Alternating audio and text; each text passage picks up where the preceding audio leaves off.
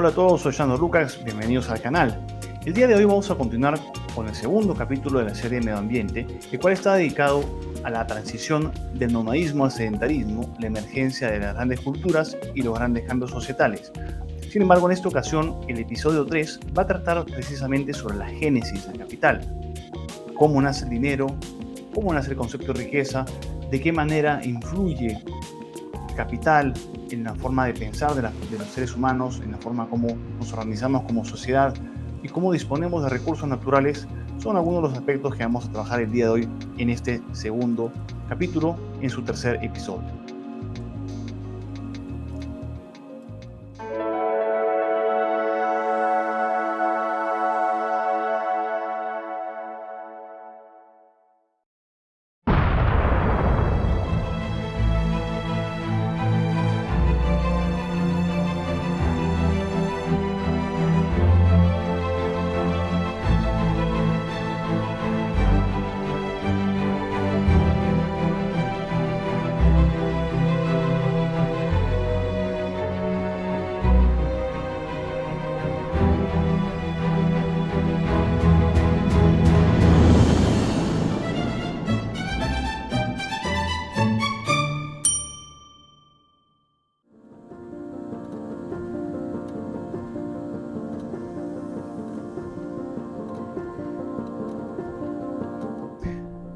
Propongo hacer un viaje al futuro en el cual vamos a entender lo que es el origen del pensamiento económico como ejercicio científico, como escuelas de pensamiento económico, y cómo esta influencia tiene una vinculación directa con la gestión del medio ambiente, la gestión natural, los recursos, los ecosistemas, el impacto en ríos, el impacto en la calidad del aire, la polución y otros elementos que, como dije, vamos a ir desarrollando en el capítulo 5 y 6 de la serie Medio Ambiente, pero ahora estamos abocados a desarrollar la parte histórica para poder, como siempre manifiesto, entender desde la parte más básica cómo es que llegamos de A hasta Z.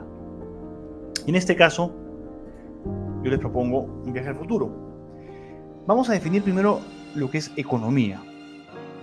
Pero antes de definir la economía, quiero decirles que esta no es una clase de economía. Yo no soy economista, yo tengo conocimientos esenciales de lo que es la economía, conocimientos básicos de que es la economía. No soy economista, eso es importante decirlo porque no quiero fungir, o como se dice en mi país, pegarla de que sé algo o que soy un experto en un tema. En este caso no soy experto en economía, pero sí tengo las bases y los conocimientos fundamentales para poder hablar de economía como un campo de estudio muy interesante que es directamente vinculado al tema que estamos viendo hoy día. Entonces no vamos a hablar de una clase de economía, es una introducción a conocimientos sobre economía. Entonces, la definición de economía proviene de la antigua palabra griega oikonomikos o oikonomía, que se traduce literalmente como la tarea de administrar el hogar, oikonomía. Y la oikonomía tiene un desarrollo bastante preponderante a lo largo del tiempo de nuestra historia como especie, porque surgen distintas formas de ver y distintas formas de precisamente administrar el hogar que se llama tierra. Y esto nos lleva a la definición de capital, que ya la mencionamos anteriormente. Y el capital está formado por aquellos bienes durables como herramientas, maquinaria o fábricas destinados a la fabricación de otros bienes y servicios. Repito, estamos hablando de recursos naturales, materiales, más conocimiento, es decir, especialización, es mayor diversificación productiva que nos beneficia como sociedad. Y el pensamiento económico, vamos a hacer un pequeño viaje, una breve reseña histórica. En realidad no es tan breve, porque he querido hacer un trabajo un poco más minucioso, buscando en internet distintas imágenes, fuentes o cosas que me parecieran interesantes, y tratar de hacerlo lo más didáctico y entendible posible. No voy a llegar a ciertos niveles de profundidad porque no es el objetivo de este video, pero sí voy a hacer una especie de aperitivo a lo que es el conocimiento básico, porque esto nos va a servir luego para apalancar otros desarrollos temáticos en los siguientes capítulos de la serie. Entonces, hablemos un poco del pensamiento económico y, como dijimos, los griegos nace con los griegos el concepto de oikos y nemein, que es oikonomía, la gestión del hogar, y que habla pues de la riqueza, el valor, la división del trabajo y el dinero. Exactamente los temas que hemos venido desarrollando están vinculados al concepto de economía, cómo se gestiona la casa. Y si hablamos de los precursores de la economía antigua, tenemos al padre de la economía antigua, justamente, que es considerado Aristóteles, y decía que la economía se encarga de estudiar los procesos de producción, conmutación o intercambio o trueque, más no negociación, distribución y consumo de bienes y servicios, entendidos estos como medios de satisfacción de necesidades humanas y resultado individual y colectivo de la sociedad. Fíjense lo interesante cómo él tiene esa definición bastante clara, bastante funcional de lo que es el concepto de economía. Esta interdependencia societal con estructuras bien marcadas para que cada uno cumpla una función que al final beneficia a la colectividad. Y el concepto de economía se le atribuye a Jenofonte, fue un griego que nació alrededor de 430, y él escribió la obra llamada Oikonomicos, que viene a ser la primera contribución al estudio de la ciencia económica. Probablemente ustedes no han escuchado hablar de Jenofonte, no es tan famoso como Sócrates, Aristóteles o Platón, pero ciertamente fue el precursor de los estudios en relación a lo que es la economía como campo de estudio y gestión. Y luego también tenemos, precisamente hablando del rey de Roma, como se dice, a Platón, y para él el concepto del valor, dinero e intereses. Platón básicamente consideraba que un productor no debía cobrar más del valor de una mercancía, porque para él el dinero no solo era un medio de intercambio, sino también un estándar de valor. Y también estaba en contra de que no se cobraran intereses. Él lo llamaba lo que es la usura. Y Platón, dentro de la perspectiva filosófica en el campo de la economía, plantea esta versión interesante de lo que es la dimensión moral de la economía.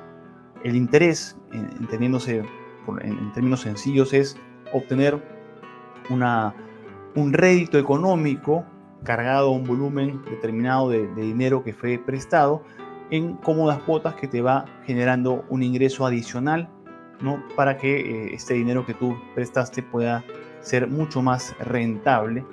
Y esto es una práctica hoy en día que la realizan los bancos de manera bastante lucrativa, por así decirlo, y no necesariamente tan moral, que digamos, con algunas experiencias personales que les contaré en una siguiente entrega de otro capítulo que no sé cómo va a titularse, pero en fin. Y aquí los griegos ya hablan del concepto de dinero, el concepto de intercambio monetario, el valor. Pasamos del trueque al dinero. Ya en la Edad Media, la moneda adquiere mayor importancia. Nace el concepto de inflación y el tema de precios. ¿Qué quiere decir? Ya la moneda se vuelve un elemento de intercambio, más allá de las fronteras incluso, y también la inflación como esta perspectiva de incremento de precios de ciertos productos que ya no son trocados, repito, que son comerciados y adquiridos con una herramienta que todos entendían que tenía un valor atribuido.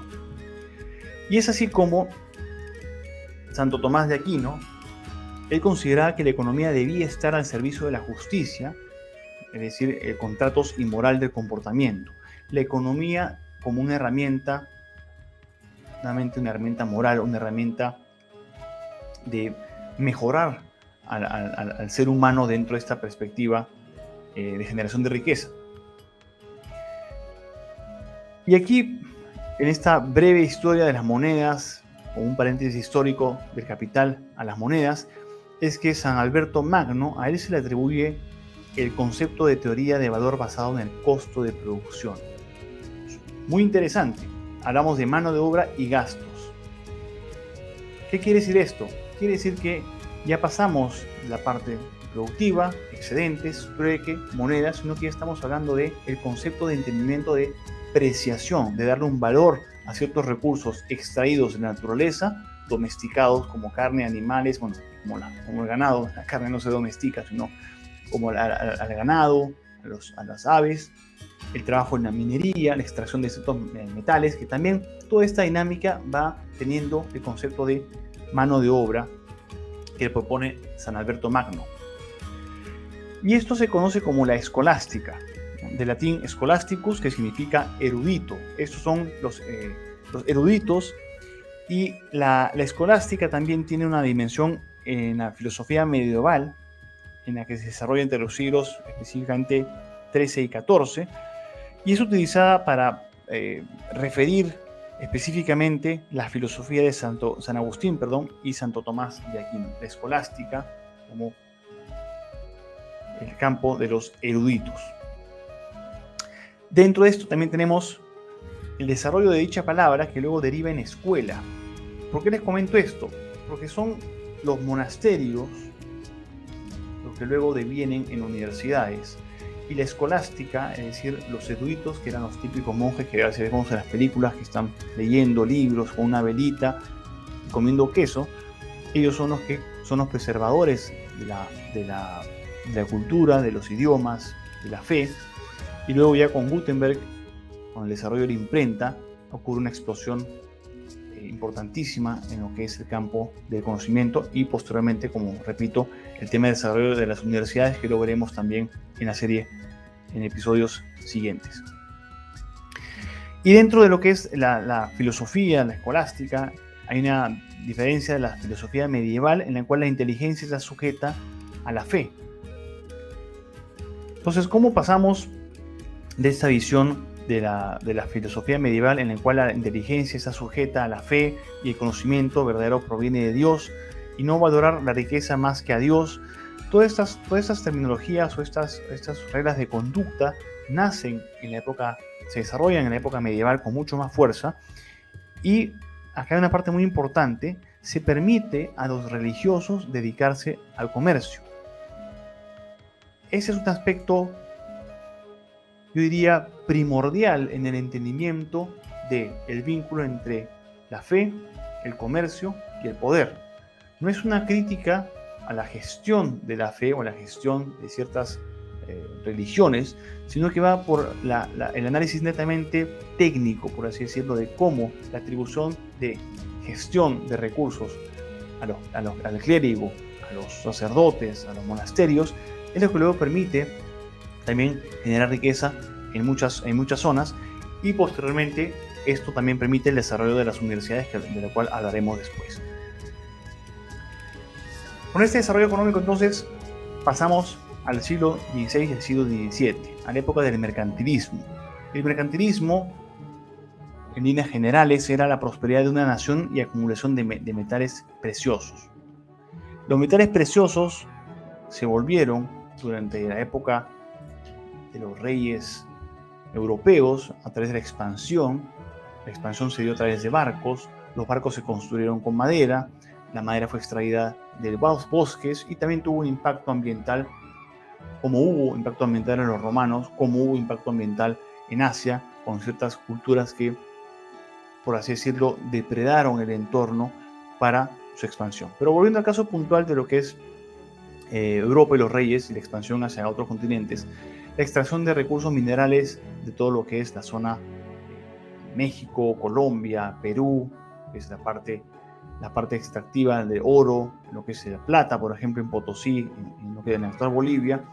Todo esto es la era del mercantilismo, y este mercantilismo también vino acompañado de los fisiócratas, que era esta visión que la única fuente de riqueza era el trabajo en la agricultura y en la tierra. Hay una combinación entonces, extracción de metales.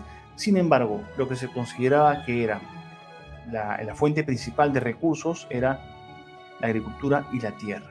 La tierra adquiere una mayor importancia porque la tierra precisamente es lo que facultaba mantener producción agrícola, ganadería y desarrollo, y esta economía de especialización que hemos conversado en anteriores diapositivas. Y con el mercantilismo, que es un sistema económico básicamente sustentado en metales preciosos y que constituyó la riqueza esencial de varios estados en Europa. Recuerdo una época que tuve la suerte de ir a Italia, y estuve viendo entre un palacio, y de pronto el guía comienza a decir: mira, este palacio ha sido, el techo del palacio, un techo enorme, hace unos 20 metros por 8 de ancho, y este techo ha sido cubierto con papel de oro. Y yo le pregunté, ¿y ese oro de dónde lo trajeron? Y me dijo justamente que lo trajeron del Perú. Y era curioso porque toda la fastuosidad de la época, el vínculo del oro con el tema religioso, ¿no? Ustedes ven que el oro está vinculado, como es un metal precioso, está vinculado a lo que es el aura, la energía, y el oro también tenía un poder de seducción, por así decirlo, en lo que es la atracción de la vista. Es un metal muy bonito. Y esta extracción, este mercantilismo también se desarrolló en los siglos XVI y XVII como consecuencia de descubrimientos de mina de oro, de plata y oro en América. Y creo que repetí oro, pero bueno. Y características de lo que es el mercantilismo es acumulación de riqueza, no voy a leer todo por si acaso, y es un intervencionismo del Estado en la economía, y se apoya mucho en el trabajo en esclavitud. Y aquí también otro énfasis. Estamos hablando de economías potenciadas mediante esclavitud. Aquí otro comentario importante: no se está cuestionando el ejercicio de la esclavitud como algo válido, porque claramente no lo es, pero en ese contexto era algo normal, era un factor de producción más dentro de lo que es la gestión de la economía de aquel entonces. Y dentro de los mayores representantes del mercantilismo tenemos a Juan Bodino, que era el autor de un tratado sobre la moneda, a Gerald Malines, quien, siguiendo la perspectiva de Platón, distingue entre usura e interés. Tenemos también a Eduardo Misselden, que fue el primero en enunciar el concepto de balanza comercial como esta distinción entre los excedentes y transacciones de un país, es decir, lo que importa y lo que exporta. Y también tenemos a Thomas Moon, que es un mercantilista inglés que desarrolló ampliamente este concepto, esta doctrina, la doctrina expansionista de los imperios hacia otras áreas geográficas. Y en este ámbito es pues que hay un vínculo nuevamente muy estrecho con la expansión económica y el dominio y temas de corte geopolítico, temas de corte militar. Mantener a las milicias también cuesta. Hay recursos que hay que utilizar más allá de los barcos o los pertrechos o la ropa. Lo que estamos viendo es nuevamente este círculo productivo que requiere el ser humano, que es una especie de espiral que va empezando concéntricamente y se va expandiendo hacia afuera. Es decir, hay una mayor necesidad de producción de recursos para mantener de estados a imperios. Y ese imperialismo de expansión económica es el que se vivió mucho tanto en África por la expansión europea como en América y otros continentes. Y si hablamos específicamente de los fisiócratas, quienes arguyen que la única fuente de riqueza de trabajo es la agricultura y la tierra, la fisiocracia considera la tierra como la única entidad generadora de riqueza. Y no les quito razón, porque la tierra produce alimentos y los alimentos permiten intercambio y permiten tener el estómago lleno, etc. Y se creía que el comercio solo acumulaba valor sin ser realmente el generador del mismo. Un quiebre: comercio y agricultura. Uno es el generador del comercio por los excedentes y el otro no tiene pues importancia porque es simplemente un acto de transacción que esconde otros aspectos que no se consideraron en la visión fisiocrática. Y esta afirmaba la existencia de una ley natural por la cual el buen funcionamiento del sistema económico estaría asegurado sin la intervención del Estado. Caigan en cuenta acá cómo vamos nuevamente escalando de unidades de producción, de caseríos, poblados, países, por así decirlo, estamos hablando ahora del rol del Estado y la intervención del Estado en las actividades económicas. Y aquí hay varios aportes que no voy a mencionar, simplemente ustedes los pueden ir leyendo para no ahondar en más detalles, pero en resumidas cuentas, los aportes de la visión fisiocrática son la circulación de riqueza y los bienes de la economía ajustadas a un orden natural, y en cuanto a las características del mismo se consideraba la agricultura como la única fuente de ingresos de un país. netamente agrícola. Tanto así que Adam Smith habla justamente posteriormente de lo que es el crecimiento económico basado en la exportación de bienes de naturaleza agrícola. Y en cuanto a los representantes de la fisiocracia, tenemos la mayoría son franceses, a François Quesnay, tenemos a Gournay, a Baudot, a Robert Turgot, a de la Rivière y a Dupont de Nemours, y todos ellos eran partícipes o agitados defensores de la agricultura, del desarrollo agrícola, tanto en colonias como en la propia Francia. Francia es un país por naturaleza agrícola, se fundó sobre la agricultura, y curiosamente fueron los campesinos los que derrocaron a la aristocracia y a los reyes en 1789, cuando les cortaron la cabeza literalmente a todos, y se estableció pues una visión económica de gestión de la casa, de la economía distinta, con igualdad, libertad y fraternidad, los enunciados o postulados de aquella época. Jean-Baptiste Say es quien nos habla también dentro de esta visión económica. Él habla del dinero como un simple medio de cambio. Las personas, en el fondo, solo quieren bienes, adquirir bienes, y se establece pues esta idea entre el concepto de oferta y demanda, esta idea de oferta y demanda. Y está la famosa frase de la famosa propuesta de lo que es Quesnay, que es justamente el tratado de economía política, en el cual esta es la curva básica que todos hemos aprendido probablemente en el colegio o en la universidad, que es la ley de C, en el cual tenemos en el lado derecho, tenemos en el axis vertical tenemos el precio, y en el axis horizontal la cantidad distribuida de izquierda a derecha en 3 tiempos, tiempo 1, tiempo 2 o tercer tiempo, y luego tenemos lo que es el punto de equilibrio, que no es más que la cantidad justa de oferta con la cantidad justa de demanda, es decir, produzco lo que la demanda me pide en cantidad exacta. Ahora, la curva verde de izquierda a derecha, que es el suministro o la oferta, cuando excede el punto de equilibrio ya son excesos, y en el caso de la demanda, cuando esta cae posterior al punto de equilibrio, es que ya no hay mercado para ese tipo de productos.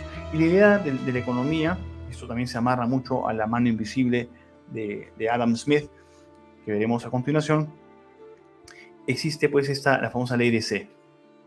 Y hablando precisamente de Adam Smith y David Ricardo, ambos hablaban de lo que es la competencia perfecta, el bienestar, el crecimiento económico, la renta económica con rendimientos decrecientes en el caso de David Ricardo, y el famoso concepto de ventajas comparativas del cual hablé anteriormente. Vamos a empezar con Adam Smith, que es un escocés nacido en 1723, y él desarrolla la famosa y paradigmática Wealth of Nations, o la riqueza de las naciones, que se conoce como el inicio de la economía como campo de estudio, como ciencia ya, por así decirlo, formal. Es a partir de la obra de Adam Smith que la economía adquiere una mayor o capta mayor interés como campo de estudio en este caso. Y dentro de lo que es esta perspectiva, tenemos aquí los aportes de Adam Smith. No voy a leerlos todos, pero me parecía importantes hablarles, claro está, de la riqueza de las naciones, que es esta idea del mercado, la división de trabajo, especialización, y la relación del valor del trabajo, que es cómo se da un valor económico, un precio al producto, y la aplicación del libre mercado y libre competencia, es decir, no intervención estatal, más sí la mano invisible que va determinando, según la ley de C, cómo se va ajustando la oferta y la demanda. Otro aspecto es la división del trabajo, como este entendimiento de la especialización, y también las clases sociales, trabajadores, la riqueza. Para Adam Smith, como dije, depende de la capacidad productiva de la industria. Y aquí viene la importancia también del conocimiento, la necesidad de mano de obra calificada y otros aspectos también que van sumándose a esta dinámica de entendimiento de economía como campo de estudio más amplio. Y ahora toca hablar de David Ricardo, que era un inglés de origen sefardí portugués, es decir, judío de origen, un inglés de origen portugués. Y él nos propone en el Tratado de Política Económica y Tributación esta perspectiva al lado derecho de los principios de economía y tributación, como dije. Al lado izquierdo, él desarrolla todo el postulado sobre la distribución de la tierra y la renta de la tierra. En otras palabras, la tierra como factor de producción tenía que tener una renta, generar riquezas. Y al lado derecho, el valor de los bienes o la cantidad de trabajo dispensado para una actividad. Y el famoso concepto de rendimientos decrecientes. Y es así como David Ricardo, en los principios de economía política y tributación, desarrolla aún más este concepto de distribución de tierra. Nuevamente hablamos de tierra, medio ambiente, topografía. Él habla de la distribución de la renta en la tierra. Y el lado derecho, el valor de los bienes y la cantidad de trabajo dispensado o aplicado a cierta generación de recursos. Y el famoso concepto de rendimientos decrecientes, que ustedes ya podrán revisar en otro momento. Lo que sí me quiero quedar aquí para comentar es un poco la teoría de la ventaja comparativa de Ricardo. Y esta ventaja comparativa esencialmente se enfoca en especializarse en las ventajas relativas que cada área geográfica o país en este caso tenía. Y eso se vincula al famoso teorema de Heckscher-Ohlin, en el cual la exportación se hace toda vez que tenemos factores que abundan, es decir, ventajas comparativas productivas. Un caso concreto es, por ejemplo, si hablamos de Chile, Chile es un país que tiene una superficie geográfica con una cantidad de climas muy interesantes, y Chile tiene un potencial para el crecimiento de la vid o de uva, y Chile tiene una ventaja comparativa para exportar uva si lo comparamos, por ejemplo, con Brasil. Brasil tiene otro tipo de ventaja comparativa que son para campos de soya o soja, para campos de trigo. Entonces, Chile le puede exportar vino a Brasil y Brasil le exporta trigo u otro tipo de recurso abundante que tenga, que comparativamente hablando le permita tener excedentes de esta forma. Ahora pasamos a hablar de lo que es Thomas Malthus y John Stuart Mill. Y en el caso puntual vamos a conversar sobre la relación del crecimiento poblacional y disponibilidad de recursos naturales y la influencia de la tecnología en la producción. Acá este es un punto de quiebre, un punto de inflexión muy importante de mencionar en esta serie de medio ambiente, porque estamos hablando ya de una perspectiva malthusiana de crecimiento poblacional como una forma de condicionar el éxito de la especie humana a futuro. Vamos a elaborar esa parte a continuación.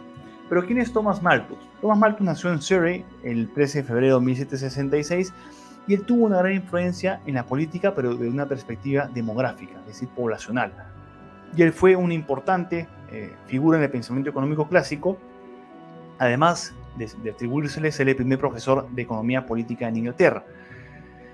La tesis de Malthus, en resumidas cuentas, habla que la población sin restricción se incrementa en proporción geométrica y la subsistencia solo se incrementa en proporción aritmética. Si vemos el gráfico de la derecha, para hacerlo en sencillo, la línea verde de derecha a izquierda, siendo el axis vertical la cantidad y el axis horizontal el tiempo, implica, según Malthus, la producción de alimentos o recursos, en este caso, para la alimentación, por así decirlo, mientras que la curva naranja es el crecimiento poblacional. Lo que Malthus decía es que del punto de conexión o punto de inflexión en el cual se tocan ambas líneas, la parte superior y todo el excedente no satisfecho de población va a ser precisamente lo que va a generar este colapso societal. No va a haber alimento para todos, y Malthus sostenía que la población crece de manera geométrica, pero la generación de recursos es aritmética. Uno se multiplica, el otro se suma. Es decir, no va a haber recursos en el largo plazo. Por otro lado, John Stuart Mill, él plantea, es un filósofo muy importante, y él plantea la idea de Homo economicus. ¿Y por qué hablamos de Homo economicus? Hemos hablado de Homo sapiens, como los orígenes, hemos pasado del Homo sapiens al Homo agrícola, pero ahora estamos hablando del Homo economicus, un término que él acuña. Nuevamente hay una transición Homo sapiens, Homo agrícola, Homo economicus. Seguimos siendo sapiens en toda la perspectiva, no cambia eso la, la nomenclatura de Carl von Linneo, no la cambia. Lo que sí estamos hablando es la connotación económica, tanto del Homo agrícola y el Homo economicus. Y en esta línea, él define a ese ser que desea poseer riquezas y es capaz de liberar la eficacia comparativa de medios para tal fin. Eficacia comparativa nos trae nuevamente a la discusión el trabajo de David Ricardo. Y otra cosa que quisiera resaltar es cómo se van entretejiendo los conocimientos, los aportes de cada individuo a través del tiempo, cómo se va entretejiendo, y esto permite este crecimiento del conocimiento humano, que es algo que yo abordo en el primer video que lancé de este canal, cómo el conocimiento permite escalar a otros conocimientos, como una ficha de un rompecabezas que va permitiendo ver el contorno de las siguientes piezas. Y es algo muy interesante porque es esta capacidad de poder generar conocimiento la que nos hace o la que nos distingue de otras especies. Continuando con John Stuart Mill, hay que entender cómo es que él llega a esta idea del Homo economicus. Estamos hablando del contexto de la Segunda Revolución Industrial, 1850-1914, Primera Guerra Mundial. Y aquí, como esta manera de maximizar los beneficios independientemente de lo que sea la parte moral de las acciones de los individuos. Y aquí dice, el racional es que las acciones que conducen a la felicidad de las personas son correctas y que las que conducen al sufrimiento son incorrectas, como una línea de conducta económica, por así decirlo. Y es este particular enfoque lo que le da esta dimensión extremadamente interesante a lo que es la economía, la dimensión moral de la economía.